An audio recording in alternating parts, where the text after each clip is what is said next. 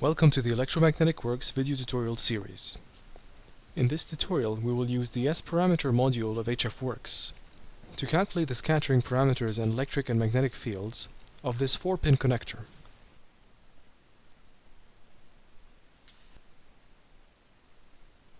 The model being simulated is a 4-pin connector. The pins are enclosed by a metal case and a Teflon substrate. Two air components are used to represent the wave ports. All the metal parts, the casing and the pins, will be suppressed in this example to take advantage of the skin depth effect at high frequencies. In the HFWorks Manager, we will launch a new study. Select the study type to be S-parameters and enter the frequency settings. The simulation will run from 100 MHz to 2.5 GHz along 40 frequencies. With the study now defined, you can enter the pre-processing inputs before running the analysis.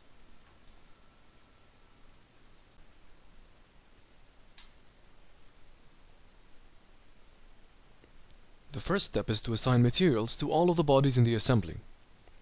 One port will be assigned air as a material. The other will have the same material properties through the drag and drop feature. The last part in the assembly, the substrate, will be assigned Teflon from the material library.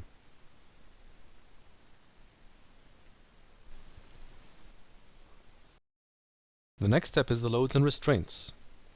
This includes the wave ports.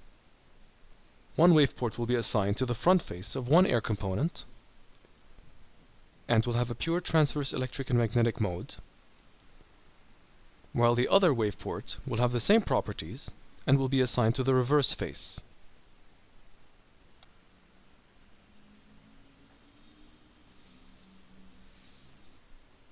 Then, to simulate the presence of a metal surrounding the connector, all of the faces that would have come into contact with the metal casing will be given a perfect electric conductor boundary condition. The 4 pins on the inside of the connector will be assigned signals. 2 of them from one side will be given 1 volt. This is done by selecting the faces from the inside.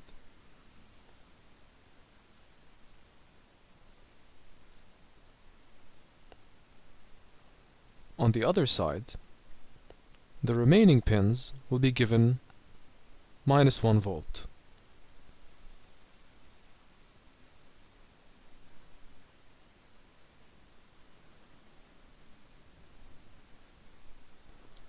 Any of these signals or restraints can be renamed.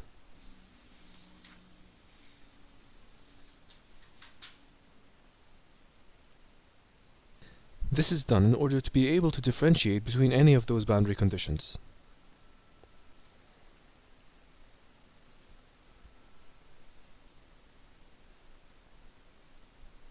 The last step before running the analysis is to create the finite element mesh. In HFWorks, meshing is easy and fast. You can set the global element size to make the mesh finer or coarser, or you can enter an automatic mesh using the Smart Mesh feature. Smart Mesh has 2 options. The first is wavelength meshing, in which you can enter the number of elements along the length of a single wave. This depends on all the material properties. The other feature is Smart PEC, which would eliminate the need to mesh any of the metallic parts to take advantage of the skin depth effect. In this example, we will apply the mesh manually.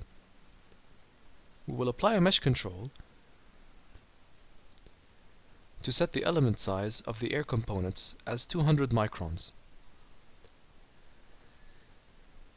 Then we will set the global element size to be 400 microns. This mesh size will be assigned to any bodies without the mesh control. In this case, the substrate.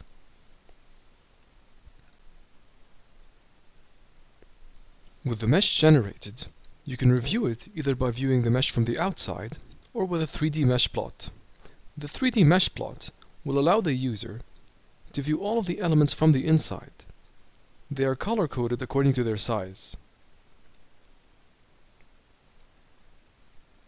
In the chart options, which is available for all 3D plots, you can change the minimum and maximum values by defining them.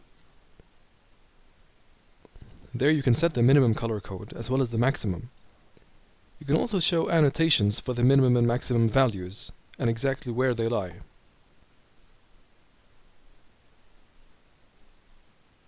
The chart options have a lot of features available for viewing any 3D plot, such as changing the color code.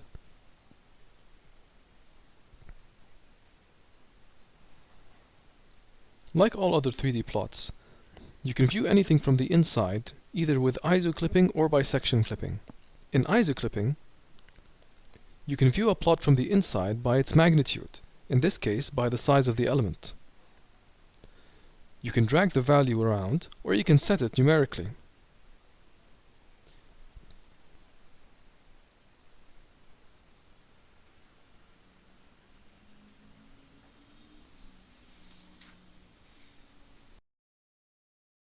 You can also add multiple sections or multiple surfaces.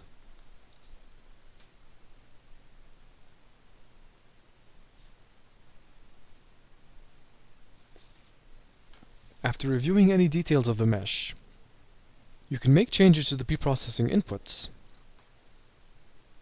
or you can run the analysis.